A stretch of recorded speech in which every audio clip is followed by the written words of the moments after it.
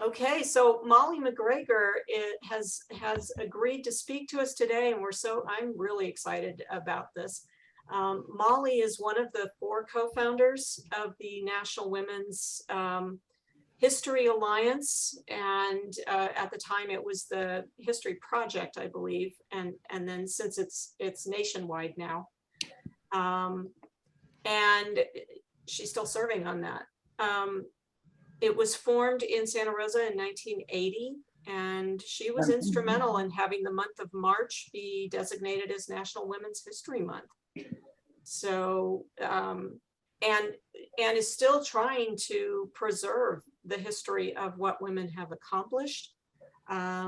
We are going to hear tonight her ideas of, well, first of all, history, but her ideas of where we can go from here with the ERA, with women's rights, with voting, all of that sort of thing. So I'm going to turn this meeting over to Molly, and please give her your rapt attention. There's this sign in front of me, but I'll just ignore it. Okay, I know this meeting is being recorded. Hi, everyone. My name is Molly Murphy MacGregor, and I think most of you know that I was the co-founder and director of the National Women's History Project, which in 2018 became the National Women's History Alliance. We've been at it for 43 years. And when I say this to youngsters, some of them are not even 30.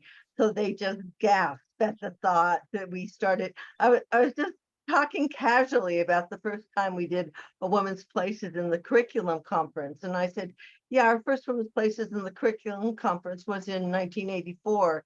And this young woman, I thought she was going to faint. She said, "You've been at it that long?" And it just reminded me how young people, they don't really have a clue. They for them, Women's History Month has always been.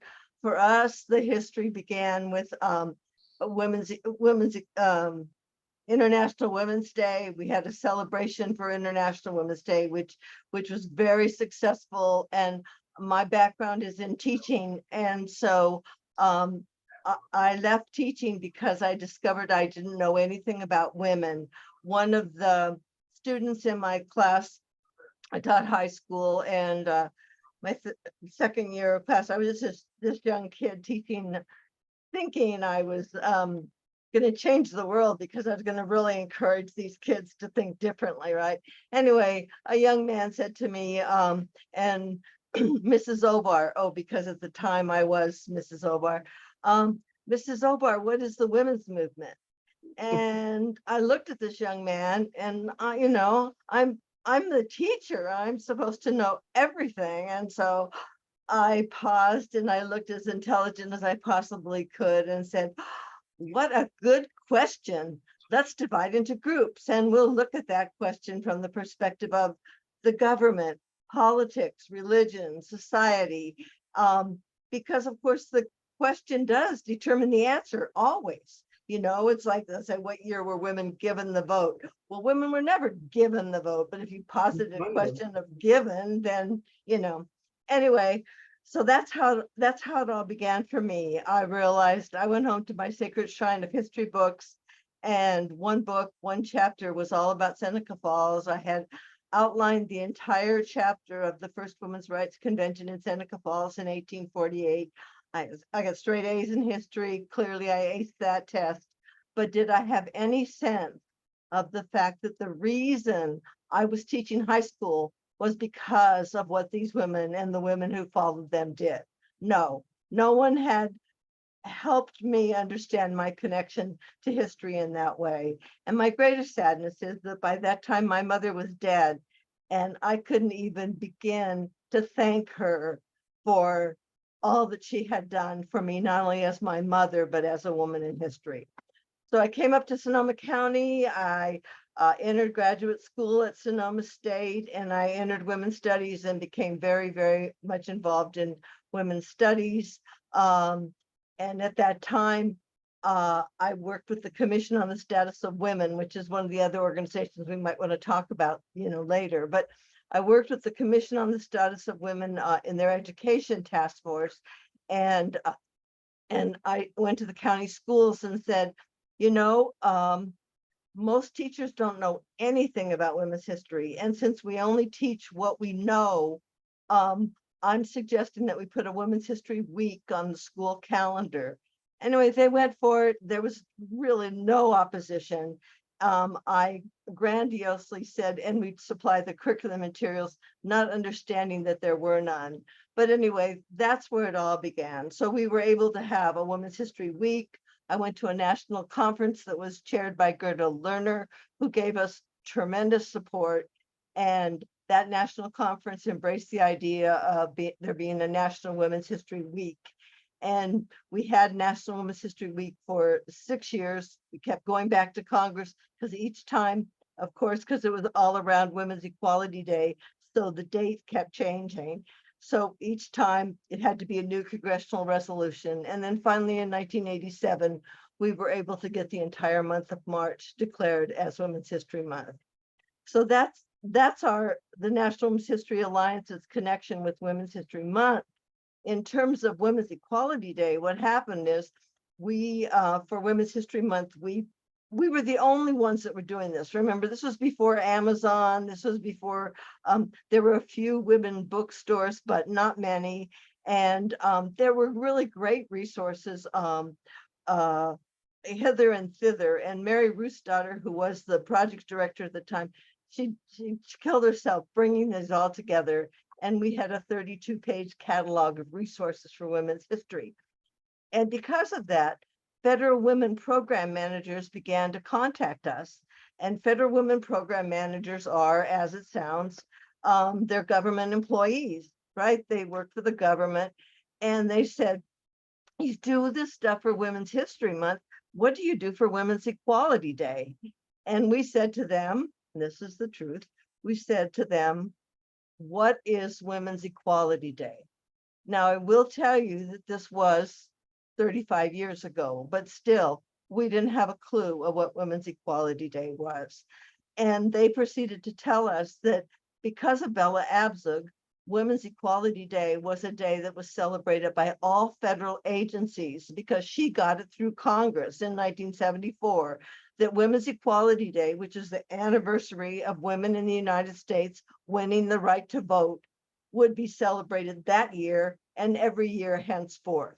Okay, well, the fact that we, as interested people, and especially interested in history, didn't know, it tells you how little there was out there about Women's Equality Day. And we got to work. We made posters, we made banners, this is before we had the access to the web that we have now. But anyway, we did everything we could to begin to promote Women's Equality Day, and it grew and grew. See, the federal government always has to celebrate Women's Equality Day. So that meant that they needed to hire people to come in and give speeches on that day because they were following what they were supposed to be doing. And since that time, Women's Equality Day with the federal government has continued to expand and expand. In Sonoma County, people have taken the initiative to have our city council and very often our board of supervisors declare August 26th as Women's Equality Day and talk about all the reasons for that. If you go to our website, which is nationalwomenshistoryalliance.org, we have a whole section on Women's Equality Day that would give you sample petitions, the whole history, and lots of different resources and activities you might want to do. I would really like to ask anyone who has not signed the petition to make Women's Equality Day a national holiday to write me, to email me, which is really simple. It's N is in national, okay, let's start again, Molly. N is in national, W is in women, H is in history, P is in project 1980 @gmail.com. And if you email me and say, what petition? What are you talking about? I'll send you back the link to the petition, because we've been working now for 2 years to get a petition so that Women's Equality Day would be declared as a federal holiday.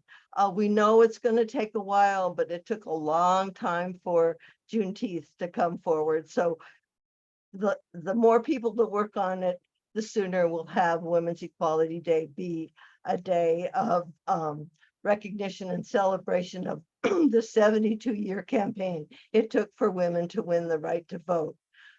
The National Women's History Alliance is doing two seminars that I'll tell you about.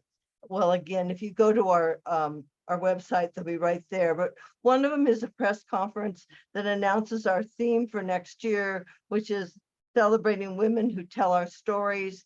And it's going to be a really rich array from podcasts to diaries of the ways that women have recorded and told our stories. And the reason that they have done that is we can build on their energy and their excitement.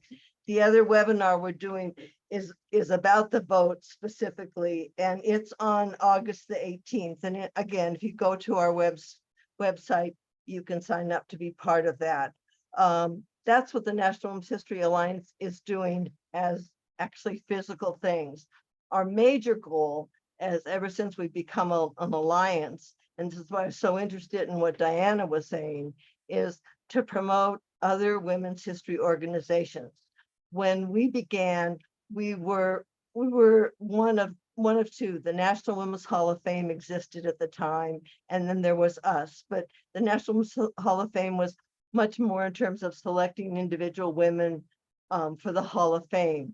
The National Women's History Alliance has always been grassroots. We've always been out there trying to get projects going, trying to get school projects going, trying to get people to embrace the idea of women's history, but most importantly, to understand its significance. I mean, we say it took 72 years for women to win the right to vote. Do you have any idea how many hundreds of thousands of people did what they did in order for us to finally secure the vote? And one of the activities we were talking about is in Sonoma County, we were very active. I don't know if you know the history of the vote in California, but California won the vote in 1911, 9 years before the national the national vote. And actually, after we won the vote, other states used a lot of the resources that we had generated, most especially our posters and things like that, to follow through. But Santa Rosa was very active. The women suffragists in Santa Rosa were very active in the vote at the different women's clubs and things like that. And the way the vote came down in California, we lost the first go around, and then about almost a decade later, we were able to bring it back, and it wasn't looking good at all because, of course, these women who wanted the vote were probably communists or subversives or, all the things that they said about us. And remember, it was only the women that could vote. But some of these women were so imaginative. They would take these big blue roadsters into like mining camps that were all men, and these women were all dressed to the nines, and of course they were in some ways almost a freak show. And so the men would all gather and they would give their whole spiel about the importance of the vote. So in California, it looked like we lost. On election night, it looked like we lost because the votes from Los Angeles basically doomed us. And then slowly the votes trickled in from the rural counties, Sonoma County, Napa County, Mendocino County, all these farming counties throughout California. And when it was all said and done, the women of California had won the right to vote on an average of 1 vote per precinct throughout the state. It's just a grand and glorious and wonderful story. And it's so important because it reminds us of the importance of 1 vote. So anyway, basically our story of what we do. We do everything we can to promote people's interest in celebrating and recognizing women and women's history, the complexity of it. And we're not trying to idealize women in any way, because God knows we're all flawed, but to really, really respect the reason that we get to do the things we get to do today is because these people were willing to put really their lives, their careers, their relationships, everything on the line. And that's really what Women's Equality Day should celebrate. I was thinking of the women in our own community. We had the first woman on our board, on the Board of Supervisors, was a woman named Helen Rudy. She's passed now.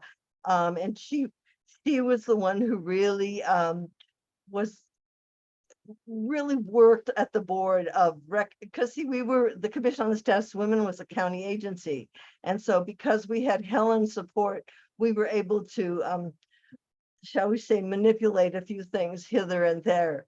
And then Helen was joined by another Helen Putnam from Petaluma, who also was very active in women's rights. And I think that as we celebrate August 26th, it shouldn't just be some of the women that we know from our history, the women suffragists, but also the people who kept it going, that are keeping it going today. And I was talking earlier about how when Hillary was robbed of the election, many people went and put the "I voted" stamp on her grave, up in Rochester. And since that time, we have really recommended to people that they put flowers or "I voted" stamps or whatever you want on the gravesite of women in Sonoma County who were active in the women's suffrage movement or who were just straight active in women's rights. So our goal is to get people to take action. Our goal is to encourage people to understand why it's important. Why should I care? What difference does it make?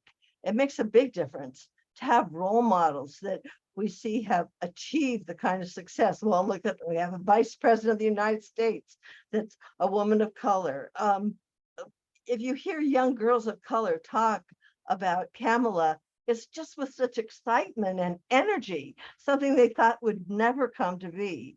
So that's what women's history is. It's not something that just happened in the past. It's a living process, something that all of us get to, well, first of all, we get to enjoy because we have the kind of privilege we have, but also it gives us an opportunity to connect with a new generation. And what I'd like to say about that new generation is how extraordinarily important it is for us to ask them questions and then listen to their answers, because they really are like, I'm totally an artifact to them. The fact that a woman who was at that, I was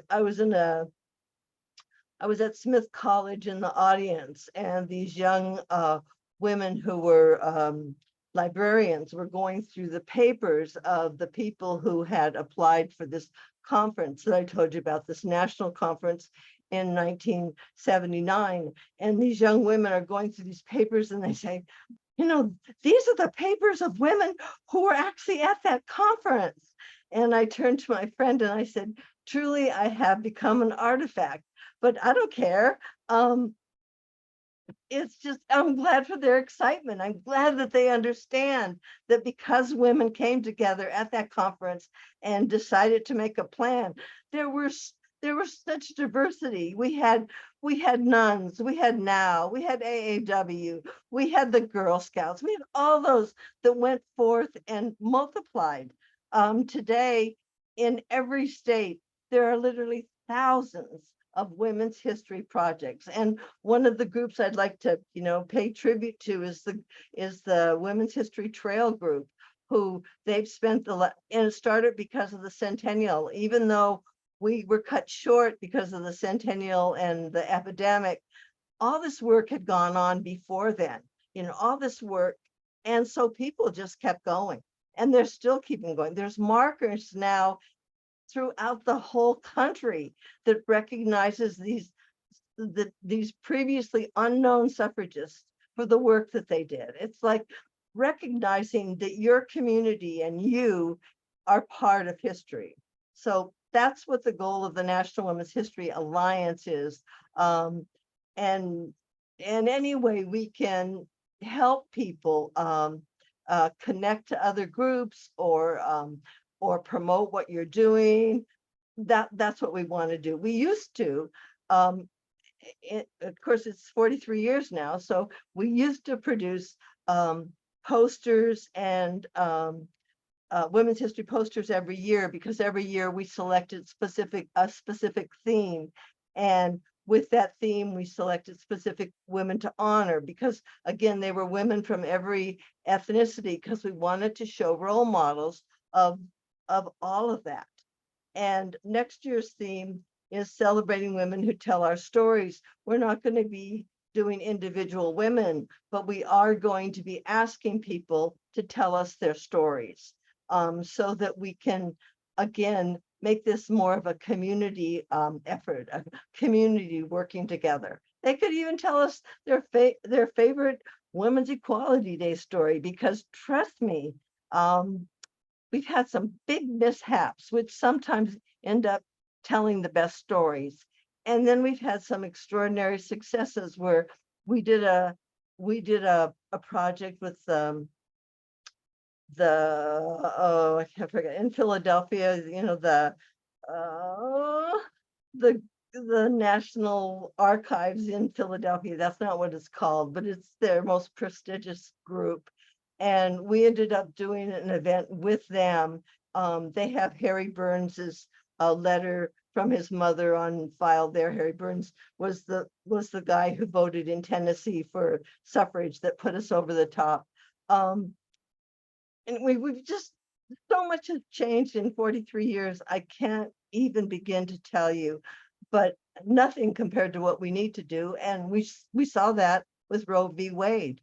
And if we need to just, you know, use Roe v. Wade over and over and over again as our wedge into getting people to talk about basic human rights and the importance of voting, then let's do it. But I don't know.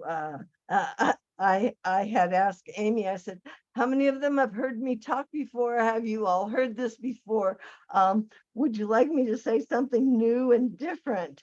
So I think at this point in time, maybe I could just turn it over for questions or responses or something like that. But again, let me really recommend our website, because we have so many resources there for you. And one of them is called Honor a Suffragist, and it's downloadable and it's under resources, and you just can go down and it says Honor a Suffragist, and you could click on it and it will give you tons of ideas about things that you could do for Women's Equality Day, or things that you could tell others that they might want to do. More than anything, I want to get the schools involved.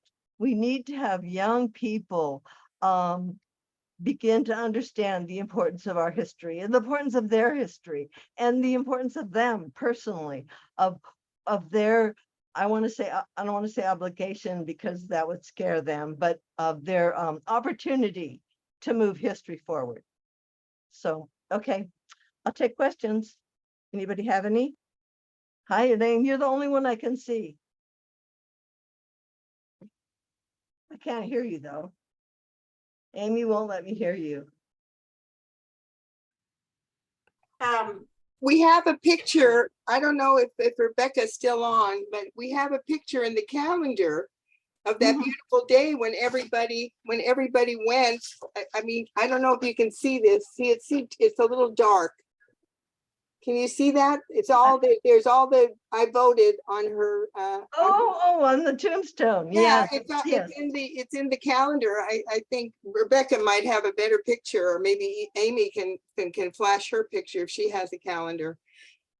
You know, it's really interesting listening to you, because I'm just watching. I just watched Mrs. America, which was amazing, and that's all about Women's Equality Day and how women themselves try to stop it from happening.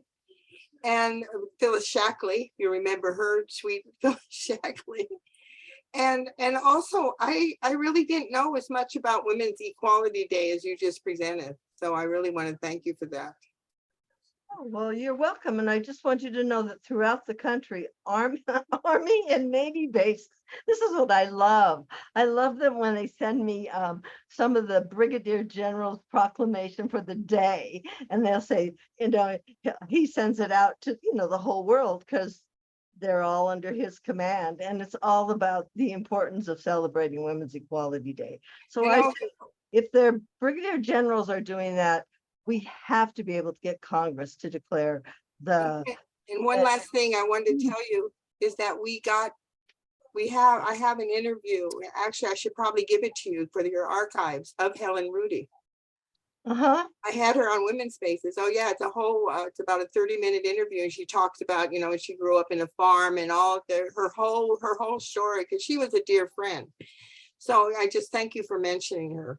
Well, I would like that to be in the archives at Sonoma State. I think Sonoma State needs to have a women's history archives. The things that have happened in Sonoma County, this is off just a little bit, but I need to say it anyway.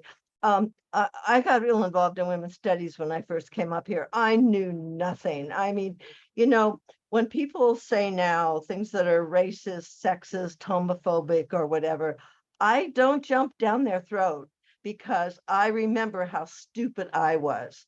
So instead of jumping down their throat and saying, how can you be such a sexist pig or whatever, I ask them what they mean by that, because more often than not, they don't know. And so much of what I learned through women's studies. Well, women's studies was created at Sonoma State because of J.J. Wilson, who is still with us, who does the I can't think of the play she does, but it's a library for all sorts of stuff on women's writers. Because she's a writer, she's a Virginia Woolf scholar, and so she had all these credentials as being a Virginia Woolf scholar, and that's why she could support a women's studies program. Otherwise, they would have just dismissed us. Women's studies? What is there to study about women? When I was teaching high school and started teaching women in my class, one of my colleagues said to me, oh, Molly, you're going to do a class on women. That should take you about 10 minutes. I mean, that was the idea. But JJ did a class on women's artists, and a woman in that class with her, Karen Peterson, said, she did a class on women philosophers. And Karen said to her, JJ, we were discovering all these women philosophers. If there are this many women philosophers, how about women artists? And JJ and Karen wrote the very first book on women artists. This is again from Sonoma County. And they did it by going through all these little footnotes hither and thither. Today, we're just, the resources that exist on women artists are amazing. But people like JJ and Karen are the foundation of why that happened. Then there's people like Barbara Tolman, who was, a second grade teacher, who killed herself to start the Y being a place of refuge for women, because battered women supposedly didn't even exist. Anyway, I'm saying all this because Sonoma County has such a rich, incredible history, and it should all be archived at Sonoma State College so that people can know, so they can know how these things happen. Things don't just happen, people make them happen. So anyway. Thank you, Molly. That is true. And in fact, a lot of it should be in the Sonoma County History and Genealogy Library. Mm-hmm. So we do have a lot, but as far as hands being raised, we've got Rebecca and Dana both waiting to speak. And I see Diana just raised her hand. So let's go with Rebecca first. I just wanted to ask if the junior college, Santa Rosa Junior College, has a women's studies department, and how they address this with younger women besides Sonoma State. Does the junior college have a department? I taught at the junior college for a year. I taught women's history, and then women's history, and my I don't have a master's degree. My credentials are only for K through 13, right? So anyway, now I think that the junior college has at least 4 at least 4 women's history classes. And also the person that heads up the psychology department at the junior college, Brenda Flies with Hawks, whose name used to be Collins, but after she reached a certain age, she got to, take her indigenous name. So it's Brenda Flies with Hawks. She does extraordinary work on the complexity of women's history. So I just know in terms of professors and in terms of classes, some of the extraordinary things that are happening at Santa Rosa Junior College. Great, good question. Rebecca, you were up. Yeah, I just wanted to get one little detail for my notes. You were saying the Women's History Trail group started during the centennial. Do you mean the centennial of suffrage, or was it some other centennial? No, they gathered to get ready for the centennial suffrage, but they began their work 2 or 3 years before the centennial, and their work continues now. Their goal initially was to make sure that they had a woman's marker in every state. And again, let me recommend their website, because it's just a wealth of information. If you just Google women's history trails, I'm sure it will come up, and you'll see that there's the whole map that maps out all the different sites throughout the United States. It's just absolutely extraordinary. There's something going on maybe it's the same one. No, on August 19th, where a plaque is being put up in Sebastopol at the Odd Fellows building. To recognize whom? And I'm trying to remember who it's for. We had sent out an announcement about it, but it's also for someone I thought who was very key to suffrage. Well, will you send me that email? Because I can't believe I Yeah. didn't get your emails. Okay. Yeah, I will do Because that. we would love to tell the world. One of the things that we do is we use our mailing list to talk to Santa Rosa, talk to Sonoma County, talk to California, just so that people can be informed. I'll forward you that email, because I may be thinking of somebody totally different, but it is on the 19th. Dana, you're next. Is chat on hold, for one thing? Is chat not available right No, now? chat's happening. I'm typing things. Huh. Okay. Well, my what has impressed me over the years, I've been with the left for 58 years, and I started as a pacifist, which was kind of a no-brainer at the time, because I found out my government was in the business of pouring napalm over toddlers' faces. Mm-hmm. So when we would go out to collect signatures on petitions, very often a woman would say, "Oh, I can't sign anything unless my husband reads it first." And I've, of course, I've continued collecting signatures all these decades, and no one says that anymore. I haven't run into that in many years. Now, occasionally someone will still say, "I'm sorry, I can't write on the Sabbath." But the thing about having to consult a man first, that's gone. But a different world, huh? Yeah. One of the things I didn't say is that I grew up in a Irish Catholic family. I'm the youngest of 9 children, and I never considered going to college. I only considered getting married and having 9 children, because before I talked about role models, well, those were my role models. My mother had 9, my sister had 10. I just thought that's what every woman did. And wasn't until I worked at the Bank of America and they discriminated against me and paid me less than they were paying a man. It was the only reason I went back to school, because there wasn't any way I was going to do a job and do the same work as a man and not get paid accordingly. But yeah, it's amazing how much how different I am. If you read my high school yearbook, the whole thing will be about how many babies you're going to have, Molly. And the only baby I have is an 8-year-old Australian Shepherd. So what can I say? Molly, we're seeing less and less of your face. Sometimes we Oh. see your eyebrows. Yeah, there you go. How's that? Yeah. Good, thank you. Yeah, I can't see you guys at all because there's a big square in the middle of the, Oh, so It Molly, says- what you need to do is click on that because that was just telling you that it's being recorded. okay, so I said, got it. Okay, there you guys are again. Yeah. Thank you. I didn't realize you were still staring at that. Yeah, that's. Okay, so Meryl, you're up next. Dana, have we answered all your questions at this point? Yes, thank you. Okay. Meryl, you'll just need to unmute yourself. You're still muted, dear. Meryl, you gotta unmute. Yeah, You gotta click on the microphone. Meryl, we can't hear you. Click on the microphone.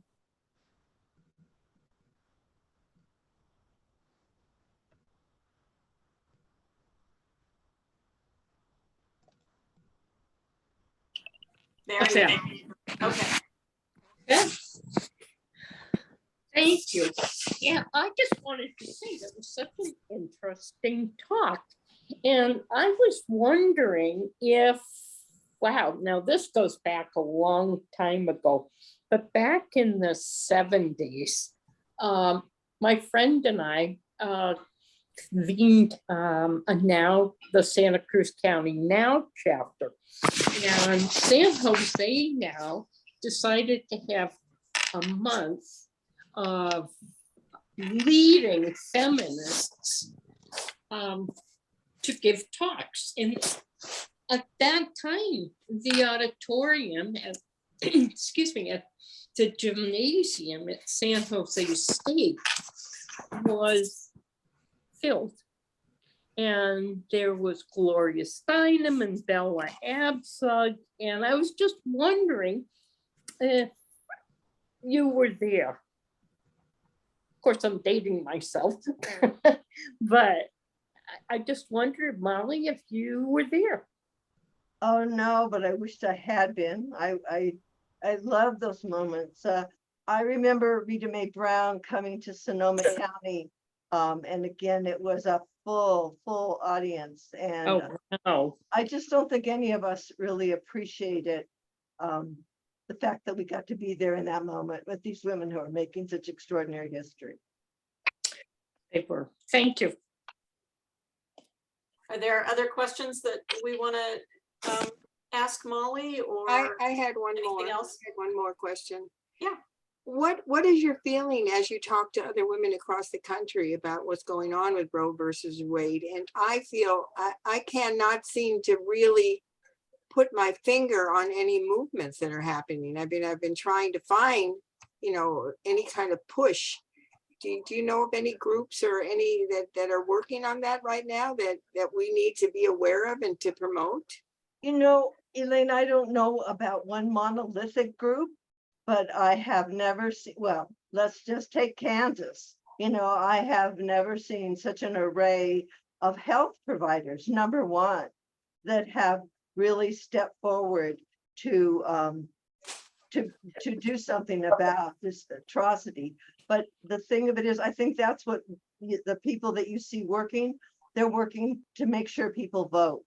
If we vote, if we turn out, Kansas proved that if we turn out, then we can change the world. If we don't vote, if we say, oh, those politicians, they're all the same, oh, they don't do anything, then, it's going to be the same old. But I've seen throughout the entire nation, I've seen people mobilizing in so many different ways to get out the vote. Also, one thing some groups are doing is fundraisers for the abortion clinics that are going to be swamped from their next door neighbors. That's a really good idea. And there's been a lot of that going on in community endeavors to help pay the women who have to leave the state to have an abortion. So, maybe it's just our media. Every time I'm listening, kind of a news junkie, but every time I'm listening and they talk about, the Republicans are going to take over the House again and stuff. And never mention the backlash that we're going to give them about Roe v. Wade just tells me that they're not paying attention, that there isn't anything more important than somebody to be able to control their own body. I mean, all of this other legislation is very important, but if you can't control your own body, what is there in terms of freedom? And these reporters, and I have to say, most of them are men, they don't get it. They don't understand that this is the issue that's going to drive this election. The fact that women will be forced, I mean, we might as well go back to handmaiden days. Oh God. I don't know why the press is not getting more excited, but maybe it's because, you know, Donald Trump keeps getting us distracted with his espionage crap and stuff. But no, I think that that everyone I speak to is working to turn out the vote, and they're turning out the vote primarily because of Roe v. Wade. And that's how we get young people to decide.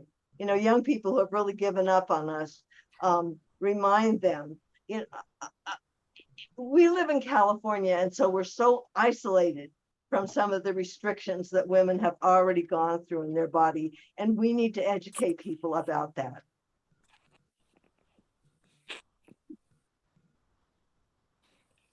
A postcard Interesting writing to talk campaign. about the young people. I was, you know, they have the Sunrise group, which is the environmental group, and I had a conversation with them, and I'll tell you something. I was sitting there, my mouth fell open, and I realized, you know, you were talking about your goal was to have 9 children. I was when I was listening to them, I realized how far we have come. Because I got into my own mind, like, you know, I thought all I had to do was be pretty and blonde and big boobs, and I was going to make it. So it's really interesting. We have come a long way, and I see right now that we really have to work hard to make sure we don't go backwards. Yeah. Now, Diana, I see you mentioned a postcard writing campaign. Were you thinking of a specific topic then? Or in general? Are we doing anything about doing something like that? We just haven't had the bandwidth to Okay. do that. But The the Sonoma County Democrats- Democratic Party does. Yes. They have postcard writing campaigns every Friday, I think. So our chapter is very small right now as far as people leading it. Uh-huh. So we need many more people involved to get our members to be actively. I mean, look at I expected to have 20 or 30 people come tonight. And it's difficult when we have a huge mailing list and we don't have a lot of people then in attendance. And part of that is because we have, I think, because we're only on Zoom right now, it's really hard to get people to come if they're already doing other Zoom meetings. Yeah. So yes, that's a really good idea. I think it's something that can be done. We just haven't, I'm writing all your ideas down and things so that I can. Well, you know something, one thing that we can do, like we're all here together. I'm not going to name names, but there's a reporter that I'm going to have on the show at the end of the month. And she's in her middle 30s. And I asked her, I said, are you aware that the National Women's History Project was founded here in Sonoma County? And she said, no. And then also in the Sonoma County Gazette, you know, since I stopped writing for them, because I always had, you know, for March Women's, you know, History Month, I always had something in Equality Day. They had nothing in there. So I think it's very important, you know, as far as the post writing goes, they're very important to do. But I think it's important that we contact our local paper and tell them, why aren't they covering this? You know, why don't we have more information? And also, I don't know if they contacted you to do an article this year, Molly. Nope. So, you know, and I mean, I feel like I'm the Lone Ranger, you know what I mean, sometimes because when you look at our local papers and the local coverage, you know, it's almost like a blackout on so many levels. Yeah, I mean, they've still never printed anything that they did one letter that I've written, but not the other two. Yeah, well, that's what they do. I mean, I call Jim Sweeney and I say, what's happening? Are you boycotting women? But I mean, I'm just one person. Yeah, well, So you're I not the think only one that's that's called something, them, so. you know, I think that's something that we can do. Write letters to the editor. Let people know that we're out there. We're out here. I agree. I'm going to stop the recording. Amy, before you do, would you say Oh. more about August 26th? Oh, yes. Rebecca, actually, if you're there, can you talk more about August 26th and what's happening? Sure. I hope they do it again. We had beautiful banners, purple, white, and yellow banners all over town. The last two Women's Equality Days. I hope they do it again this year. I haven't heard, but we love to put up lights. We stand out on the street. Probably have the camera turned off. There's don't- no, Whoever. gotta tell them to mute. There's no I just did. particular agenda. I'm going through a health crisis right now. I don't even know if I'll be able to be there, but every Friday, Women in Black stands out on the street, and a lot of other people also do with whatever signs there are. The traffic is incredible. They're not people who agree with us at all. There's all kinds of pickup trucks with gun racks going by, and the more we get flipped off, the better an action it is. And you just need to be out there. So we're there from 12 to 1 every Friday.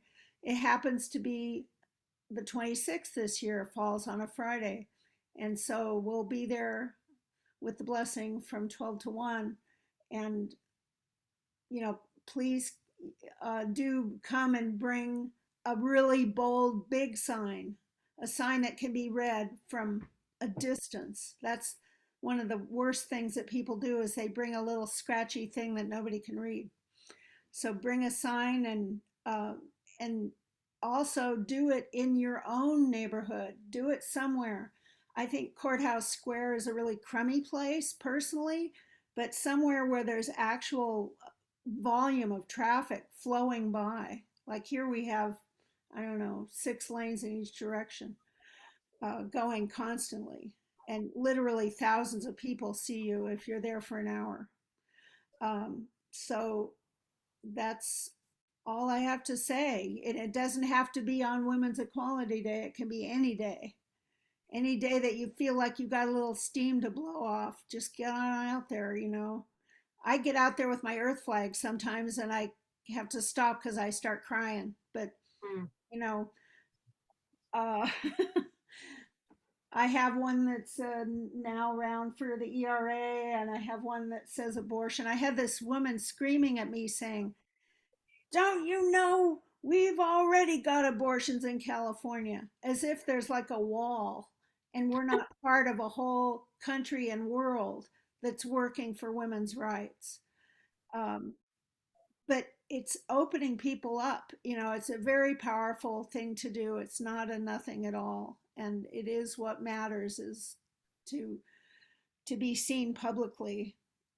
Rallies are fine, but to me, that's a baby step. And then you've got to get out there and actually be around the people who do not agree with us. So that's all I have to say. I have 2 announcements, Amy. Yes, go ahead, Elaine. Okay, I'm going to read this. The Western Sonoma County Historical Society of Sebastopol, in conjunction with the William G. Pomeroy Foundation and the National Collaboration of Women's Historic Sites, invite you to a dedication ceremony. It's going to be at Jensen's Hall on August 19th. The reception is 3:30 and the dedication will be at 4. And the address is 196 North Main Street in Sebastopol. And I don't know Mary's last name, but Mary called me. She's the one who did the historical, the museum up in Sebastopol. Right. And it's very important that we're there, that it's a dedication. Who is being honored? Pardon? Who is being honored? The museum. No, it's the museums being honored. No, Or there it's a was, person. No, there there's a was- person being honored. That's the one I couldn't You. remember, but that's Huh? the one. I Says was here, trying to- honoring a recognized site On? Yeah. where suffrage events took place, known as Jensen's Hall in 1896. Oh, I see. Great. Okay, so that, so Mary she contacted me, I'll be there.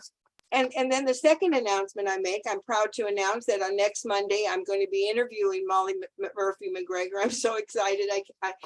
It's an annual thing that we do. And I want you to know, Molly, I really appreciate, I am so in awe in you. I remember we were walking in Sonoma State and Molly told me, oh, they're writing a book on women's art. And I looked at her, I says, there are women artists? I didn't even know there were women artists. And we were part of that group. It was an amazing experience. So those are my two announcements. And also, I can email this to you if you want to put it on our website. Email it to me, will you, please? Yeah, Yeah, that's the one I was trying to tell you about earlier. Okay. Yeah, Elaine, please email that to me and I will email it out. That's wonderful. yeah. if you go to the Western Sonoma County Historical Society, I'm sure I just can't remember the name of her either, but there was a specific woman who's being honored, who was a suffragist here. Yeah, I do have that information somewhere in my emails, but yeah. So thank you, Elaine, for both of those, and Rebecca. Meryl, I know you've been trying to talk, but you've been cutting in and out of our conversations, so I had to keep muting you. So do you have a question or a comment? Well, not really. I've just been so impressed with Molly and her history and what she has done. It's really rather outstanding, I think, and I'm really privileged to listen to her speak. That's all. I just wanted to thank her. Well, thank you very much, but please remember that I've done this with hundreds of thousands of other people. I get so much credit because I'm the visible one, but it's been this extraordinary team of people from the beginning, and now it's even international. So thank you very much for the That's great. compliment. But we're all in this together, and we can only do it when we work together. That's right. You're absolutely right. Thank you. Well, I'm really thrilled that you could come to Molly, and it's good to see you again, as always. And I look forward to seeing if I can listen to the recording, of the interview that Elaine is going to do with you next Monday at 11 a.m. On KBBF 89.1 FM. So, well, that ends our presentation for now. We're going to go into our business meeting. If you want to stay for that, that's great. I'm turning off the recording though. Well, thank you for the invitation.